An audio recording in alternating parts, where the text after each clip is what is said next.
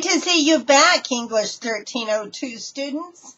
This is day number 2 of the hybrid English 1302 research project. And we're working from our research calendar that was handed out in class. Today I want to speak to you briefly about the subject of selecting a critical approach to do your paper. You've selected day 1, your play. You had the selection of Death of a Salesman, Trifles, or Othello by William Shakespeare. So you've made that cut. Now you need to have a critical approach. How will you find it? The first critical approach I think that you could look into for Death of a Salesman by Arthur Miller would be the biographical approach. And I say this because Arthur Miller in interviews has said that this play came to him because of his Uncle Manny's life situation. Uncle Manny, just like Willie Loman, Arthur Miller's Uncle Manny was a traveling salesman. He did have a son like Biff, Arthur's cousin, who unfortunately was never successful.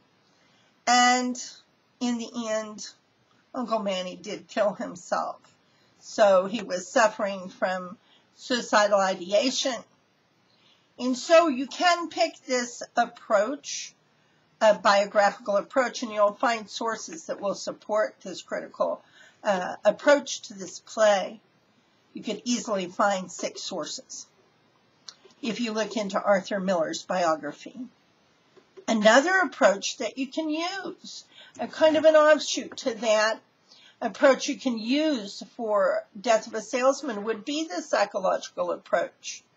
Because, as I just mentioned, just like Willie Loman, Uncle Manny, that Arthur Miller is basing the characterization of Willie Loman on, does suffer from psychological problems.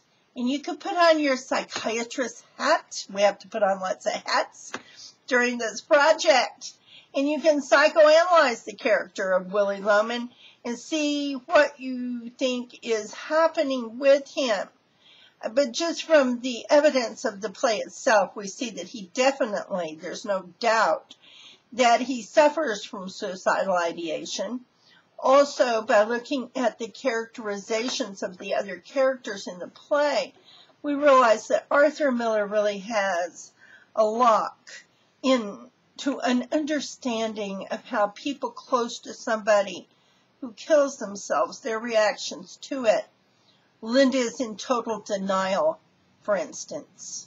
His dear friend next door simply wants to throw money at the problem. We see that that doesn't help. And his son Biff is very angry at his father for even the mere suggestion by his mother that this may be what's going on. And we see that Happy is oblivious to it all and living his somewhat decadent lifestyle and simply self-involved and not a part of what's going on with Willie. So you could take the psychological approach and look into sources on suicidal ideation. How do people act? And we find that Willie does in fact make a plan to kill himself prior to doing it. In fact, he makes 2 plans. And one Linda finds within the house in the basement, quite by accident. And the other is very public, which is eventually successful. He uses his automobile in his plan and in his action. Why is he doing it?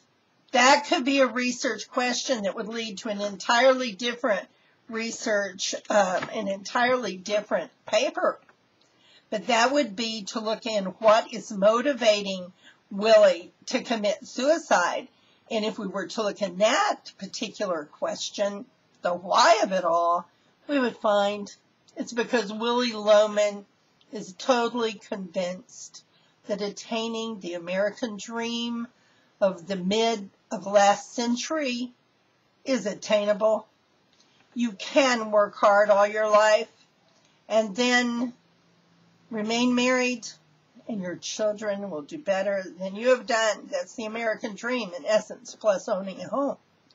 And Willie believes, even at the end of his life at 60, he believes that he can still take actions, even as dire as suicide, and the money will roll in, and his sons, the two never-do-wells, Hap and Biff, will suddenly morph into industrious men who will take this money, this windfall, and they will be successful. And Willie somehow thinks that this will bring a good end to his life. The other play that we can look at is by Susan Gladspell, and that would be Trifles. The obvious critical approach to Trifles is gender, and not in the second wave feminist movement sense of the term gender, but truly, Susan wrote in the first of last century a play that demonstrates the differences, the innate differences in the way that men and women approach problems, the way they work together.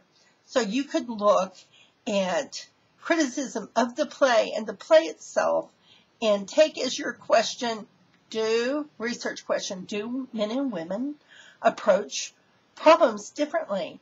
You could also look at this, the sociological critical approach and look at what was happening in society to women at that time, the time she wrote the play, not at the time that we're in looking back to the play, but at the time when the play was written and produced. And then finally, Othello, such a multifaceted work that practically every single one of the critical approaches could be utilized from our from our textbook, chapter 48. Every single one of the approaches could be used. But certainly form, if you want to look at the form of formal tragedy and see if Shakespeare has indeed written a formal tragedy. You could look psychological to look at jealousy, human jealousy. You could look historically at the fact that this is a black man in Venetian society and he is of high rank, and how did he get there, and is the play historically a racist play or not? I hope this gives you a lot of food for thought. I'll be back day number 3. I hope you'll be there with me. Remember, for success in research, you need to set a goal, make a plan, and then work day by day for its completion successfully.